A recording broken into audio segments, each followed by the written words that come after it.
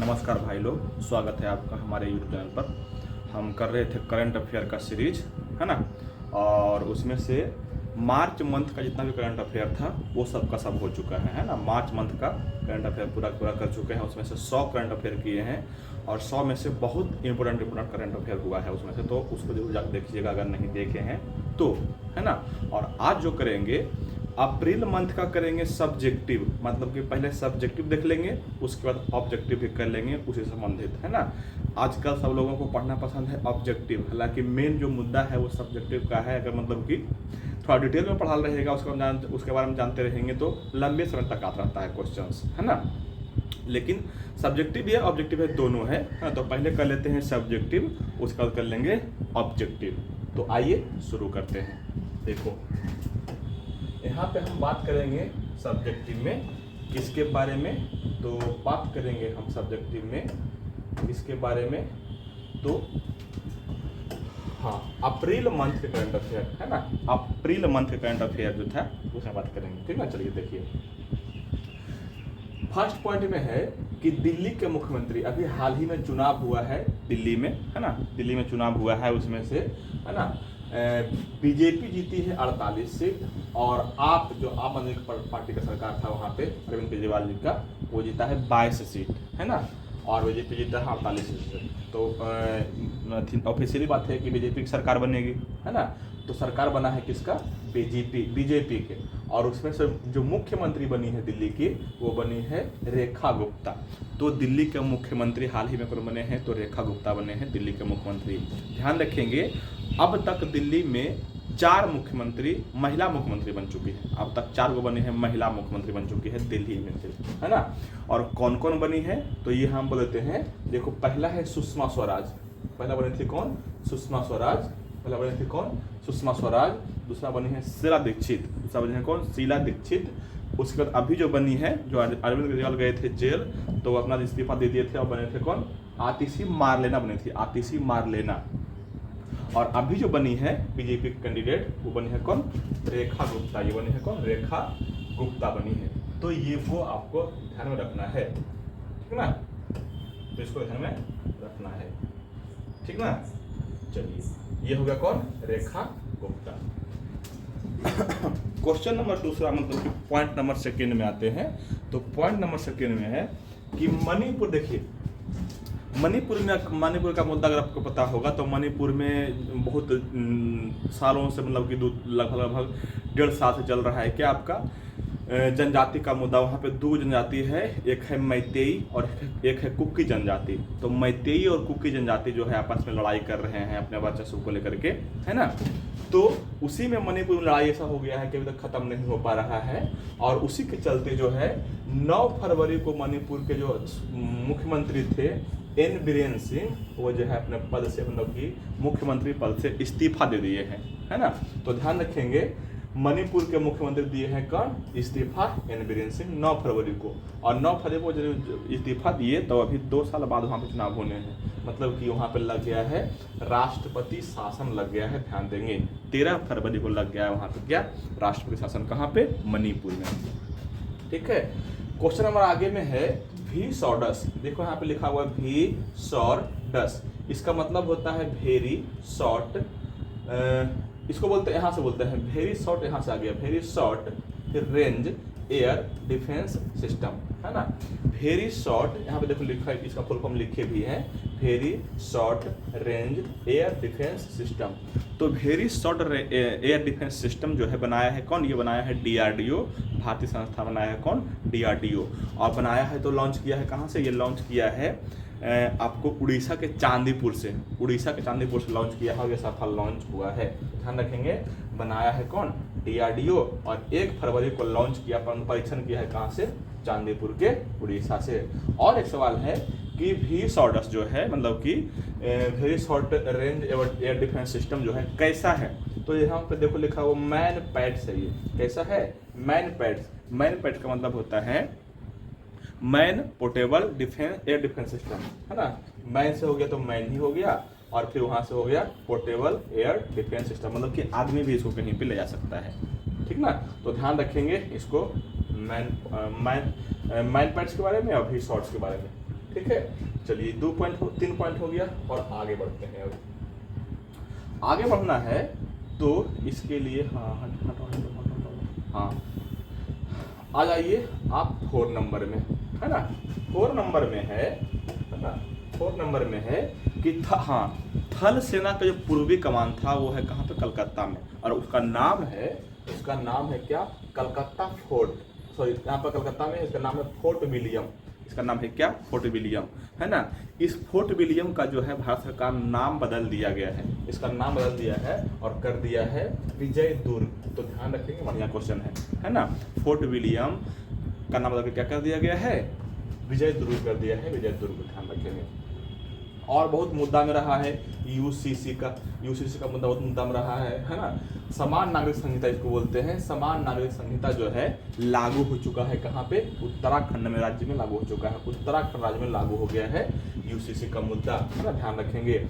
और यहाँ से सवाल बनता है कि यूसीसी जो उत्तराखंड लागू किया है उसका मसौदा कौन बनाया था, तो बनाया था जस्टिस रंजना देसाई। जस्टिस रंजना देसाई बनाए हैं मसौदा उसकी, ठीक ना।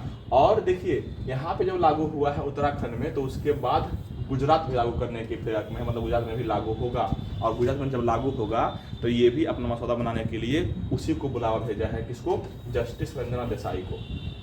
तो ध्यान रखेंगे, गुजरात में भी बनेगा तो कौन मसौदा बनाएंगे, जस्टिस रंजना देसाई। और ये बहुत बढ़िया क्वेश्चन है, क्वेश्चन नंबर 6 में रामसर स्थल के बारे में। देखिए हाल ही में भारत में हुआ है, रामसर साइट्स की संख्या के वृद्धि हुआ है। और भारत में रामसर स्थल जो हो गया है, अब हो गया कितना, हो गया है 89। कितना हो गया है, 89, मतलब कि 4 गो अभी बढ़ा है ना। तो 4 गो बढ़ा है, कौन कौन बढ़ा है, देखिए हम बोलते हैं। एक बढ़ा है सक्काराई काई पक्षी अभयारण्य, है ना, बढ़ा है कौन, सक्काराई कोटई पक्षी अभयारण्य, जो है कहाँ पे, तमिलनाडु में, जो है कहाँ पे, तमिलनाडु में। एक बढ़ा है थेरथंगल पक्षी अभयारण्य, बढ़ा है कौन, थेरथंगल पक्षी अभयारण्य, ये भी कहाँ पे है, तमिलनाडु में ही है ना। और एक बढ़ा है खेचे ओपलरी पक्षी जीव अभयारण्य, एक बढ़ा है कौन, खेचे ओपलरी जीव अभयारण्य, ये कहाँ पे है, ये है सिक्किम में। और एक है उधवा झील कहाँ पे है, तो ये है आपका झारखंड में। तो ध्यान रखेंगे, चारों बहुत इम्पोर्टेंट है, कहाँ होता है ये पूछ देता है ना। और ये सवाल तो पूछा हुआ है अभी हाल ही में दरोगा के सेट में कि सक्काराई कोट्टई पक्षी अभयारण्य कहाँ पे है, तो तमिलनाडु में। एक और था कौन, थेरथंगल कहाँ पे, ये भी पक्षी अभयारण्य है तमिलनाडु में। एक है खेचे ओपलरी, ये हो जाएगा आपका सिक्किम में। और एक हो जाएगा उधवा झील, तो ये कहाँ पे, झारखंड में, ठीक ना। तो इस तरह से 6 पॉइंट क्लियर। और अब आते हैं पॉइंट नंबर 7 की ओर। 7 में है, देखिए AI कार्य शिखर सम्मेलन जो हुआ है ना, अभी हाल ही में बहुत चर्चा में रहा था। AI कार्य शिखर सम्मेलन जिसको बोलते हैं, AI कार्य शिखर सम्मेलन, ये हुआ है कहाँ पे, फ्रांस के पेरिस शहर में हुआ है, और इसमें भाग लिए थे कौन, नरेंद्र मोदी जी भाग लिए थे, है ना, ध्यान रखेंगे इसको, है ना।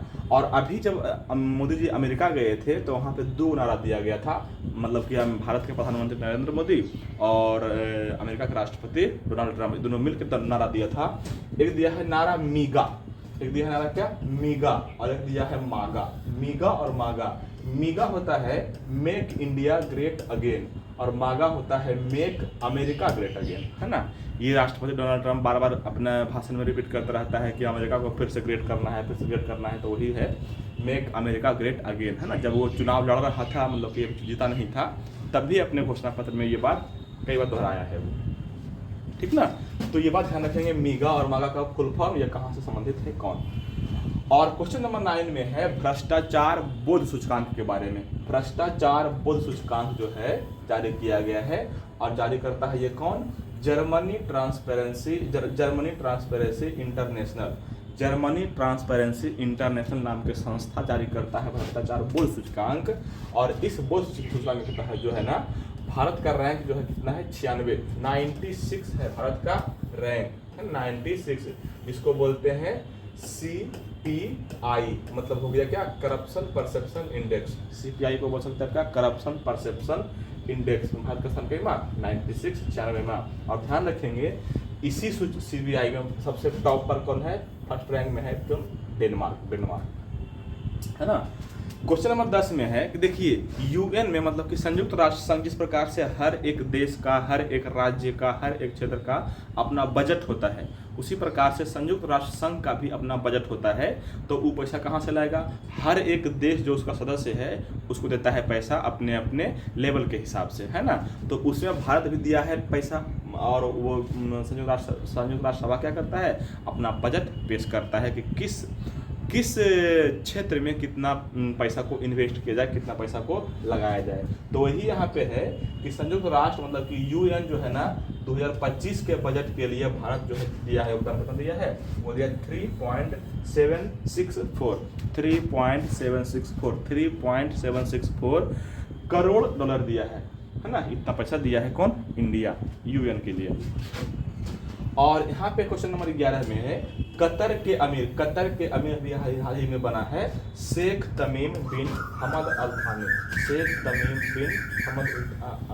अल थानी, है ना। जिस प्रकार से हमारे यहाँ पे होता है क्या? राष्ट्रपति, उस प्रकार से हमारा प्रधानमंत्री वहाँ पे होता है कौन? अमीर उसको बोलते हैं।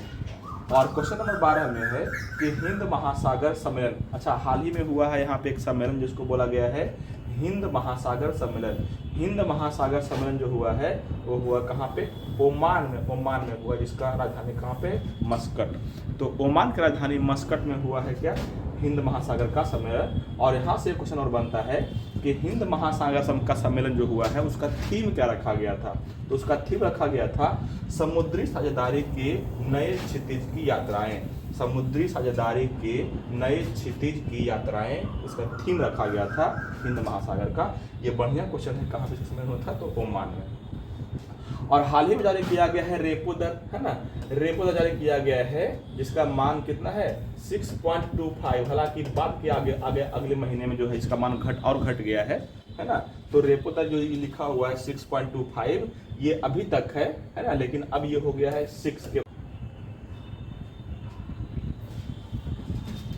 ये हो गया था। और अब करते हैं अगला पेज, है ना। आगे पेज नंबर में है 15 में है कि अमेरिका जो है ना हाल ही में अपने आप को हटा लिया है। किस संस्थान से? यह संस्था से हट गया है। तो ध्यान रखेंगे अमेरिका जो है ना अभी हट गया है किस से?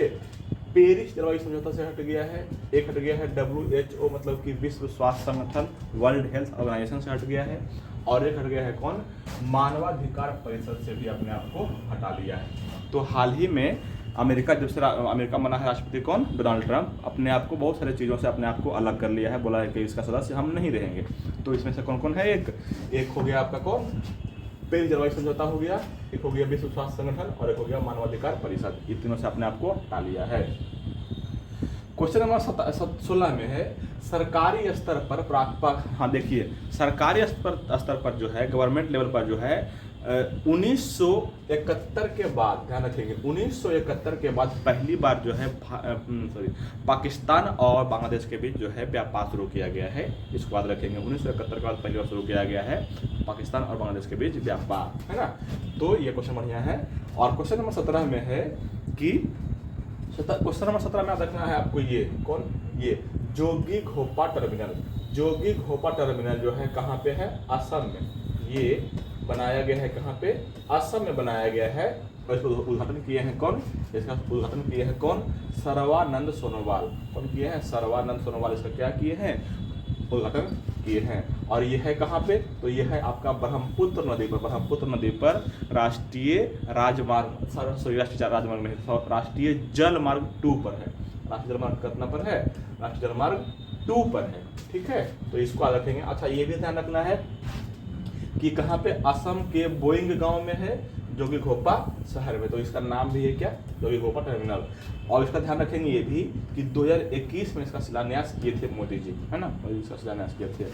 और क्वेश्चन नंबर 18 में है कि राज्यों के राजकोषीय वित्तीय स्वास्थ्य सूचकांक जारी किया है कौन? तो जारी करता है ये नीति आयोग।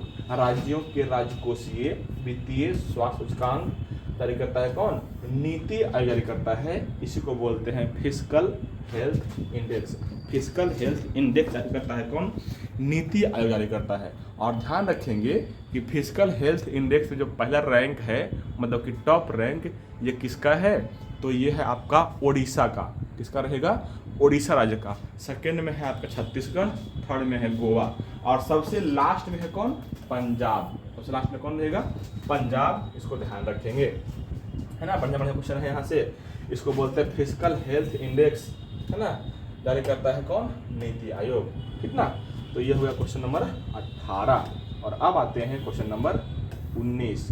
देखिए क्वेश्चन नंबर 19 में है ना कि हाल ही में न्यू इंडिया कोऑपरेटिव बैंक जो है ना, इस पर घोटाला का आरोप लगा है, जांच में से पकड़ा गया है। इसलिए आरबीआई मतलब कि रिजर्व बैंक ऑफ इंडिया इस पर 6 महीना के लिए जो है ना इसके निदेशक मंडल को भंग कर दिया है। 6 माह के लिए इसके निदेशक मंडल को क्या किया है? भंग कर दिया है। ध्यान में रखेंगे 6 महीने तक। कौन बैंक का नाम है? New India cooperative bank. New India cooperative bank. ध्यान रखेंगे। कारण क्या था? कारण था वित्तीय घोटाला। और आज के बाद से शुरू ये किया गया है कि यदि कोई बैंक डूब जाए तो उसका जो खाताधारक है उसको अधिकतम 5 लाख तक ही मिलेगा, चाहे कितना भी अधिक जमा उसमें पैसा क्यों ना हो। तो ये बात ध्यान रखना है। और 24 फरवरी 2025 तक पीएम किसान सम्मान निधि योजना के जो है ना 19वां किस्त जारी कर दिया गया है। 19वां किस्त जारी कर दिया गया है। और एक है IMEC को बोलते हैं India middle east Europe corridor, है ना। क्या हुआ ना, इंडिया और मिडिल ईस्ट को जो है ना इंडिया और यूरोप को जोड़ने के लिए ना एक रास्ता तैयार किया गया, जिसको बोलते हैं, जिसका नाम दिया गया है India middle east Europe corridor, है ना। तो यहाँ से ये सब बातें आप ध्यान में रखेंगे।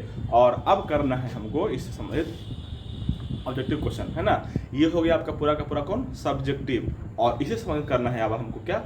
ऑब्जेक्टिव क्वेश्चन, है ना। तो अब आइए कर लेते हैं इसका ऑब्जेक्टिव क्वेश्चन।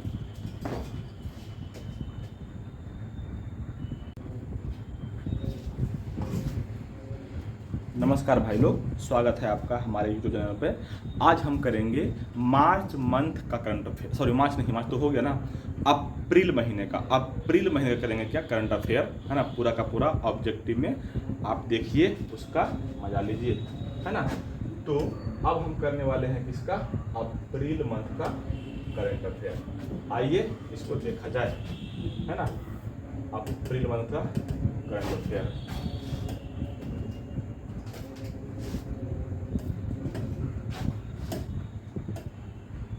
अप्रैल मंथ का ना,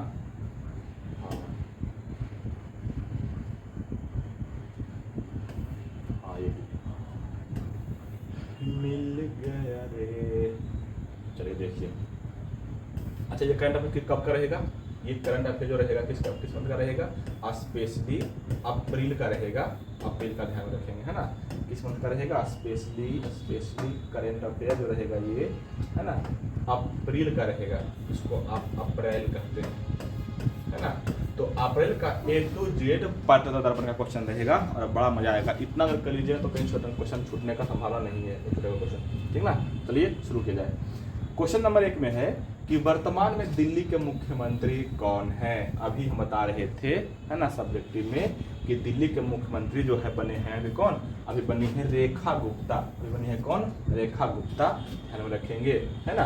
अभी दिल्ली में चुनाव हुआ था, उसमें जो आप पार्टी था, है ना, आप पार्टी जो अरविंद केजरीवाल का, वो जीता है कितनी सीट? 22 सीट। जबकि बीजेपी जो है ना, वो जीता है कितना? 48 सीट। कुल मिलाकर 70 सीट था। तो इस तरह से जो जीता है अधिक उसको मिलेगा। तो बनी है रेखा गुप्ता कौन? बीजेपी के मुख्यमंत्री। ध्यान रखेंगे कहाँ पे? दिल्ली के। इससे पहले थी आतिशी मालेना, और इससे पहले थे अरविंद केजरीवाल जेल गए थे तो बनी थी आतिशी मालेना, है ना। ध्यान रखेंगे रेखा गुप्ता जो है दिल्ली के चौथे, है ना, दिल्ली के चौथे महिला मुख्यमंत्री बनी है। चौथे महिला मुख्यमंत्री, है ना। इससे पहले कौन रही है? इससे पहले रही है आपका सुषमा स्वराज रही है, शीला दीक्षित रही है, और ये बनी थी अभी आतिशी मालेना, और ये रही है चौथी रेखा गुप्ता। तो ध्यान रखेंगे ये सब क्वेश्चन, है ना। और अब बढ़ाते हैं क्वेश्चन नंबर 2। क्वेश्चन नंबर 2 में है कि दिल्ली में अभी तक कितने महिला मुख्यमंत्री बन चुके हैं, तो ये बोल ही चुके थे, है ना। कितना बना है? 4 गो। कितना बना है? 4 ना। अभी बोल रहे थे हम, पहले बनी है कौन? सुषमा स्वराज। पहली बनी थी महिला मुख्यमंत्री दिल्ली के सुषमा स्वराज, है ना। दूसरी बनी थी कौन? ये हो गया फर्स्ट नंबर। सेकंड में बनी थी कौन? शीला दीक्षित। दूसरे में बनी थी कौन? शीला दीक्षित। शीला दीक्षित हो गया। तीसरा में बनी थी कौन? तीसरा बनी थी अभी अरविंद के बाद जेल गए थे तो आतिशी मार लेना, तब बनी थी कौन? आतिशी। आतिशी मार लेना, आतिशी उनका नाम था, है ना। और चौथा बनी है अभी कौन? ये रेखा गुप्ता। रेखा गुप्ता चौथा बनी है कौन? रेखा गुप्ता। तो अभी तक कहीं महिला मुख्यमंत्री कितना? चौथा है, 4 है, ठीक ना। ध्यान रखेंगे। ये हो गया क्वेश्चन नंबर 2। क्वेश्चन नंबर 3 में है कि हाल ही में किस पूर्वोत्तर राज्य में राष्ट्रपति शासन लागू हुआ है। तो हाल ही में जो है ना पूर्वोत्तर राज्य में राष्ट्रपति शासन लागू कहाँ पे हुआ है? तो आपको पता होगा कि कहाँ पे है? मणिपुर में। मणिपुर में कहाँ पे? मणिपुर में। क्योंकि ना मणिपुर में लगभग 1.5-2 साल से चल रहा है, आपको विवाद चल रहा है 2 को जनजाति में, जिसका एक का नाम है मैतेई और एक का नाम है कुकी। तो कुकी और मैतेई जनजाति के बीच जो है ना विवाद चल रहा है, उसी में क्या हुआ है? यहाँ पे विवाद चला था, उसी में हुआ है क्या? लग गया क्या? राष्ट्रपति शासन, है ना। और ये कब लगा है? तो आप रखेंगे 13 फरवरी को।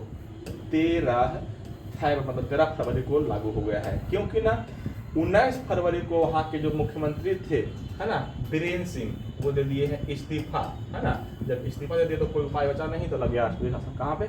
मणिपुर में। ध्यान रखेंगे, है ना। क्वेश्चन और आगे बढ़ाते हैं। नेक्स्ट मतलब क्वेश्चन नंबर 4। क्वेश्चन नंबर 4 में है कि हाल ही में मणिपुर के मुख्यमंत्री बीरेन्द्र सिंह ने 9 फरवरी को इस्तीफा दे दिया। यहाँ पे राष्ट्रपति शासन कब लागू हुआ? तो बोल रहे थे 13 फरवरी को। 13 फरवरी को, 9 फरवरी को दिया है मुख्यमंत्री बीरेन्द्र सिंह इस्तीफा और 13 फरवरी को हो गया वहाँ पे क्या? राष्ट्रपति शासन। आगे बढ़ते हैं। आगे है very short range air defence system किसने बनाया है? तो वेरी शॉर्ट, अभी बताए थे, सब सारा कर चुके हैं सब्जेक्टिव में। अगर सब्जेक्टिव एक बार देख लीजिएगा तो ऑब्जेक्टिव फटाफट हो जाएगा, है ना। तो जगह क्या? Very short range air defence system बनाया है कौन? ये बनाया है DRDO। ये बनाया है कौन? DRDO, है ना। और क्वेश्चन नंबर 6 में है कि हाल ही में DRDO ने very short range air defence system का निर्माण किया है। इसका परीक्षण कहाँ से किया गया था? तो ये बताए थे किसमें? सब्जेक्टिव में। कहाँ से किया था? चांदीपुर, उड़ीसा के चांदीपुर से किया गया था। देखिए जितना भी DRDO बनाता है डिफेंस सिस्टम वाला, ये सब का सब अधिकांश परीक्षण करता है कहाँ से? चांदीपुर, उड़ीसा से। और जितना बनाएगा इसरो, है ना, तो वो करेगा कहाँ? आंध्र प्रदेश के श्रीहरिकोटा से करेगा अपना परीक्षण, है ना। क्वेश्चन नंबर 7 में है कि थल सेना के पूर्वी कमान कलकत्ता में है। सही बात है, थल सेना के पूर्वी कमान कहाँ पे है? कोलकाता में है। तो हम करंट अफेयर की है, ये तो है जनरल क्वेश्चन, है ना, लेकिन करंट अफेयर है। थल सेना के पूर्वी कमान जो कलकत्ता था ना, उसका नाम था क्या? उसका नाम था फोर्ट विलियम। उसका नाम था क्या? Fort William. और इसी का नाम जो है हाल में बदल दिया गया है। फोर्ट विलियम का नाम कर दिया गया है क्या? इसका नाम कर दिया गया है विजय दुर्ग। ध्यान रखेंगे, इसका नाम कर दिया गया क्या? विजय दुर्ग इसका नाम कर दिया गया है। बढ़िया क्वेश्चन है, याद रखना। और क्वेश्चन नंबर 8 में है कि हाल ही में किस राज्य ने पहली बार समान नागरिक संहिता लागू किया है? तो अभी बताए थे कहाँ पे किया है? उत्तराखंड में। उत्तराखंड में समान नागरिक संहिता कहाँ पे लागू किया है? उत्तराखंड में। और क्वेश्चन नंबर 9 में भी इसी संबंधित सवाल है कि उत्तराखंड में जो लागू हुआ है समान नागरिक संहिता, इसका मसौदा किसने बनाया था? इसका मसौदा किसने बनाया था? तो ध्यान रखेंगे, इसका मसौदा जो बनाया था जस्टिस रंजना देसाई, है ना, जस्टिस रंजना देसाई। और ध्यान रखेंगे जस्टिस रंजना देसाई को ही गुजरात में बनाने के लिए, मसौदा ही बनाने के लिए बुलाया गया है ना। किसके लिए? किसके लिए? समान नागरिक संहिता के लिए। किसके लिए? तो ध्यान रखेंगे समान नागरिक संहिता के लिए, है ना, समान नागरिक संहिता के लिए कौन? जस्टिस रंजना देसाई बनाई है ना। ध्यान रखेंगे। और ध्यान रखेंगे उत्तराखंड में समान नागरिक संहिता कब लागू किया गया है? ये लागू किया है 27 जनवरी को। 27 जनवरी को। और इसी के उपलक्ष्य में 27 जनवरी को मनाना शुरू किया गया है क्या? समान नागरिक संहिता दिवस, है ना। तो ध्यान रखेंगे 27 जनवरी को क्या होगा? समान नागरिक संहिता दिवस मनाया जाता है 27 जनवरी को, है ना। और बढ़ाते हैं क्वेश्चन नंबर आगे। 10 में है कि गुजरात में नागरिक संहिता तैयार करने के लिए किसकी अध्यक्षता में बैठक बुलाई गई है? तो ये बोले किए थे किसकी अध्यक्षता में? जस्टिस रंजना देसाई की अध्यक्षता में, है ना, क्योंकि ये बना चुकी है सफल उत्तराखंड में। क्वेश्चन नंबर 11 में है कि हाल ही में हुए रामसर स्थलों की घोषणा के बाद भारत में कुल कितने रामसर स्थल हो गए हैं? बता रहे थे सब्जेक्टिव में कितना, 89 हो गया। कितना हो गया? 89 हो गया है ना, कितना हो गया? 89। और जुड़ा है क्या वो? तो 4 गो नया बन गया है, भारत में जुड़ गया है रामसर स्थल, है ना। कौन कौन? एक का नाम है सक्का राई कोट्टई, सक्का राई कोट्टई पक्षी अभ्यारण्य है ये, है ना, पक्षी अभ्यारण्य। कहाँ पे है? ये है आपका तमिलनाडु में। सक्का राई कोट्टई पक्षी अभ्यारण्य कहाँ पे? तमिलनाडु में है। एक याद रखेंगे आप थेरथंगल, एक याद रखेंगे थेरथंगल पक्षी अभ्यारण्य, ये भी कहाँ पे है? ये भी तमिलनाडु में ही है, ये भी शामिल किया गया है। अभी चारों नाम बोल देते हैं, हाँ, चारों नाम बोल देते हैं। पहला हो गया सक्काराई कोट्टई, दूसरा हो गया थेरथंगल, तीसरा हो गया है खेचे ओपलरी। तीसरा हो गया कौन? खेचे ओपलरी, है ना, वन्यजीव अभ्यारण्य है। ये कहाँ पे है? तो ये है आपका सिक्किम में। खेचे ओपलरी कहाँ पे है? सिक्किम में। और एक और हो गया आपका कौन? एक होता है आपका उधवा, है ना, उधवा झील कहाँ पे है? ये है आपका कहाँ पे? झारखंड में। कहाँ पे? झारखंड में। तो इस चारों को शामिल किया गया है। अभी चारों को याद रखेंगे अच्छे से, इज्जत से, नमस्कार करके। चलिए अब बढ़ाते हैं क्वेश्चन नंबर 11 के बाद 12 में। हाल ही में भारत के कितने रामसर स्थल को जोड़ा गया है? हाँ, तो कितना बोले थे? 4 को जोड़ा गया है ना। और अब कब कितना हो गया है? तो 89 हो गया, 89 हो गया, 4 को जोड़ा गया है। और अगले क्वेश्चन वही दे दिए हैं हम जानबूझ के कि सब कहाँ पे है। देखो अभी बोल रहे थे सक्काराई कोट्टई पक्षी अभ्यारण्य कहाँ पे है? तमिलनाडु में। थेरथंगल पक्षी अभ्यारण्य कहाँ पे है? तमिलनाडु में। खेचे ओपलरी वन्यजीव अभ्यारण्य कहाँ पे है? सिक्किम में। और उधवा झील कहाँ पे है? झारखंड में, है ना। ये हम पहले बोल चुके थे और वही क्वेश्चन दे दिए हैं, है ना। जितना भी मैक्सिमम क्वेश्चन हो सकता था आप सब का सब इंक्लूड कर दिए हैं। लेकिन क्योंकि इसके बाद आपको इसके देखने के बाद आपको कहीं पे देखने की जरूरत नहीं पड़ेगा, है ना। लेकिन हाँ, देखने के साथ साथ आपको लिखना भी पड़ेगा, याद भी करना पड़ेगा, है ना। अगर चाहते हैं आप इसका PDF हमको मिल जाए तो, है ना, हमारे व्हाट्सएप नंबर जाकर हमको ये सब इंस्टा चलाते नहीं है, कुछ बोलता है टेलीग्राम चलाते नहीं है, तो हमको ज़्यादा मतलब रहता नहीं है ना। अगर आप इस नंबर पे कांटेक्ट करेंगे, है ना, तो हम आपको दे सकते हैं PDF इसका सेम टू सेम जो बता रहे हैं उसका, ठीक ना। चलिए बढ़ाते हैं आगे क्वेश्चन नंबर 14। हाल ही में AI कार्य शिखर सम्मेलन कहाँ पे हुआ है? बता रहे थे अभी सब्जेक्टिव में। हाल ही में AI कार्य शिखर सम्मेलन जो हुआ है ये कहाँ पे हुआ है? ये हुआ है पेरिस में, फ्रांस के पेरिस शहर में हुआ है। क्या? AI शिखर सम्मेलन। इसमें भाग लिए थे कौन? नरेंद्र मोदी भाग लिए थे। अगला क्वेश्चन वही है शायद, हाँ। हाल ही में हुए AI कार्य शिखर सम्मेलन में भारत की ओर से भाग किसने लिया था? कौन लिया था? नरेंद्र मोदी। अभी बोले थे सब्जेक्टिव में सारा करवा चुके हैं। अगर नहीं देखें तो उसको देखिएगा एक बार जरूर, एक बार सब्जेक्टिव, एक बार ऑब्जेक्टिव याद रह जाएगा। क्वेश्चन नंबर 16 में है कि भ्रष्टाचार बोध सूचकांक में भारत का स्थान कैमा है? देखिए भ्रष्टाचार बोध सूचकांक को क्या बोलते हैं? भ्रष्टाचार बोध सूचकांक को बोलते हैं, आप शॉर्टकट में बोला जाता है CPI, कहीं पे लिखा रहेगा CPI। इसका मतलब होता है करप्शन परसेप्शन इंडेक्स। इसका मतलब होता है करप्शन परसेप्शन इंडेक्स, है ना। करप्शन परसेप्शन इंडेक्स में भारत का स्थान कैमा है? तो अभी है भारत 96वां स्थान है ना, ध्यान रखेंगे। और यही सवाल रहेगा कि करप्शन परसेप्शन इंडेक्स कौन जारी करता है? तो ध्यान रखेंगे जर्मनी ट्रांसपेरेंसी इंटरनेशनल जारी करता है करप्शन परसेप्शन इंडेक्स CPI। और टॉप पर कौन है, मतलब फर्स्ट स्थान पर कौन है? तो फर्स्ट पर है कौन? डेनमार्क। कौन है? डेनमार्क। ये जो क्वेश्चन है भ्रष्टाचार बोध सूचकांक में किस देश को प्रथम स्थान मिला है? तो किसको मिला है? स्कॉटलैंड को।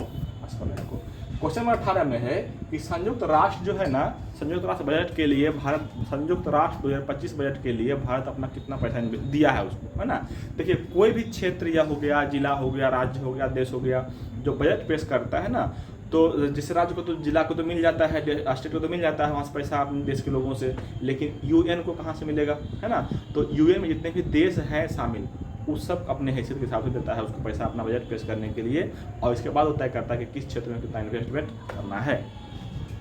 तो यही संयुक्त राष्ट्र अपना बजट पेश करेगा 25 में। उसके लिए भारत कितना योगदान दिया है, तो भारत जो योगदान दिया है कितना दिया है, 3.764 करोड़ दिया है, 3.764 करोड़ दिया है भारत अपना पैसा, ध्यान रखेंगे, है ना। ये हो गया क्वेश्चन नंबर 18। और अब आते हैं क्वेश्चन नंबर 19 कहाँ है भाई, 19 आ जाओ। हाँ, क्वेश्चन नंबर 19 में है कि हाल ही में शेख तमीम बिन हमद अल थानी, शेख तमीम बिन हमद अल थानी किस देश के अमीर बने हैं। तो ध्यान रखेंगे ये बना है कहाँ के, ये बना है कहाँ के, ये हो गया कतर, ओमान के बना है, ओमान के, है ना, कहाँ के बना है, ओमान के, ध्यान रखेंगे। और क्वेश्चन नंबर आगे बढ़ाते हैं। क्वेश्चन नंबर 20 में है कि हिंद महासागर सम्मेलन कहाँ पे हुआ है ना, हिंद महासागर सम्मेलन कहाँ हुआ है। तो हिंद महासागर सम्मेलन जो हुआ है ना, ये हुआ है कहाँ पे, ये हुआ है आपका कहाँ पे, ओमान में, ओमान में, ओमान की राजधानी मस्कट में हुआ है हिंद महासागर सम्मेलन, ठीक है, ध्यान में रखेंगे।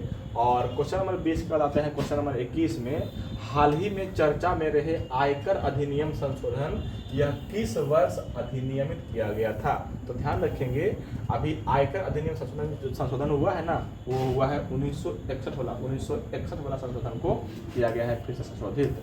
और क्वेश्चन नंबर 22 में है कि अमेरिका ने किस किस संस्थान से अपने आप को अलग कर लिया है। तो ये कर लिया है मुख्य रूप से 3 संस्थान से। एक हो गया कौन, एक हो गया ऑप्शन नंबर 1 में जो है पेरिस जलवायु समझौता, एक हो गया पेरिस जलवायु समझौता, दूसरा हो गया विश्व स्वास्थ्य संगठन जिसको बोलते हैं आप WHO, और एक हो गया मानवाधिकार परिषद, एक हो गया कौन, मानवाधिकार परिषद। इन तीनों से जो है अमेरिका अपने आप को अलग कर लिया है। जैसे राष्ट्रपति डोनाल्ड ट्रंप बना राष्ट्रपति वहाँ अमेरिका के, तो ये सब घोषणा जल्दी जल्दी फटाफट कर दिया, लाइमलाइट ले कुछ भी ले अपना कर दिया ये घोषणा, है ना। इस तरह से क्वेश्चन नंबर हो गया क्या 22।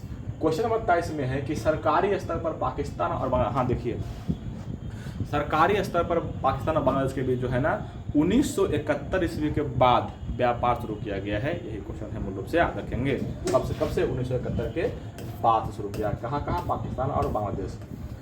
और अभी बोल रहे थे ऑफ सब्जेक्टिव में कि जोगी घोप्पा टर्मिनल का उदाहरण सवाल किया है, ये किस नदी पर है, ये कहाँ पे, ब्रह्मपुत्र नदी पर रहेगा, या बोल सकते हैं उदाहरण कौन किया है, तो सवाल सरोवर है किस राज्य में, तो असम में, और बोलेगा किस नदी पर, तो ब्रह्मपुत्र नदी पर, और बोलेगा किस जलमार्ग पर, तो बोलना है राष्ट्रीय जलमार्ग 2 पर, राष्ट्रीय जलमार्ग 2 पर, ध्यान रखिएगा राष्ट्रीय जलमार्ग 2 पर। और क्वेश्चन नंबर 25 में है कि राज्यों के राजकोषीय वित्तीय स्वास्थ्य सूचकांक, जिसको बोलते हैं फिस्कल हेल्थ इंडेक्स, जिसको बोलते हैं क्या, फिस्कल हेल्थ इंडेक्स, कौन जारी करता है, जारी करता है नीति आयोग, को जारी करता है नीति आयोग, ध्यान रखेंगे। ना तो केंद्रीय सांख्यिकी संगठन, ना तो गृह मंत्रालय, ना तो आर्थिक मामले मंत्रालय से जारी नहीं करता है, कौन जारी करता है, नीति आयोग। और ध्यान रखेंगे फिस्कल हेल्थ इंडेक्स में पहला स्थान किसको दिया गया है, ये मेरा पहला स्थान किसको, उड़ीसा को, सबसे पहला था उड़ीसा को, दूसरा में छत्तीसगढ़ को, तीसरा में गोवा को, जैसे जैसे लिया है उसी ऑप्शन दे दिया ताकि आपको याद रह जाए, है ना। नंबर 1 में था कौन, उड़ीसा, नंबर 2 में है छत्तीसगढ़, नंबर 3 में है गोवा, और सबसे लास्ट दिखाइए भाई, लास्ट सबसे लास्ट में है कौन, पंजाब, सबसे लास्ट में दिया गया स्थान किसका, पंजाब का, है ना, ध्यान रखेंगे। तो ये हो गया आपका यहाँ से क्वेश्चन नंबर 26। और आप बताइए क्वेश्चन, अच्छा इसमें क्या है भाई, हाँ 27 में है कि फिस्कल हेल्थ इंडेक्स में अंतिम स्थान, तो बता ही चुके हैं पंजाब के है ना, पंजाब के है, पहला हो गया कौन, उड़ीसा, दूसरा छत्तीसगढ़, तीसरा गोवा, ध्यान रखेंगे। 28 में है कि हाल ही में किस बैंक का निदेशक मंडल भंग कर दिया। देखिए बताए थे वित्तीय घोटाला के कारण जो है RBI new India cooperative bank का थी ये कौन, निदेशक मंडल भंग कर दिया गया है, कौन, न्यू इंडिया कोऑपरेटिव बैंक का, ध्यान रखेंगे।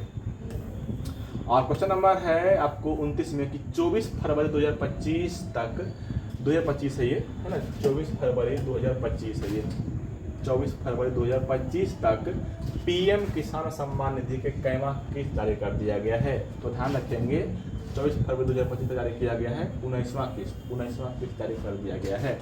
और लास्ट क्वेश्चन इसमें आ गया आपका, है ना, आज का लास्ट क्वेश्चन कि वित्तीय घोटाला के कारण न्यू इंडिया कोऑपरेटिव बैंक का निदेशक मंडल कितने दिनों के लिए भंग किया गया है, कितने दिनों के लिए, 6 माह के लिए, कितने दिनों के लिए, 6 माह के लिए भंग कर दिया गया है। कितने दिनों के लिए? 6 माह के लिए, है ना। 6 माह के लिए भंग कर दिया। कौन भंग करता है? आरबीआई भंग करता है। ठीक है, तो आपको कैसा लगा और अच्छा आपको लगे इसके लिए हम क्या सुधार करें जरूर बताइएगा कमेंट करके हमको, ठीक ना, ताकि हमको भी लगे क्या ही हो रहा है भाई।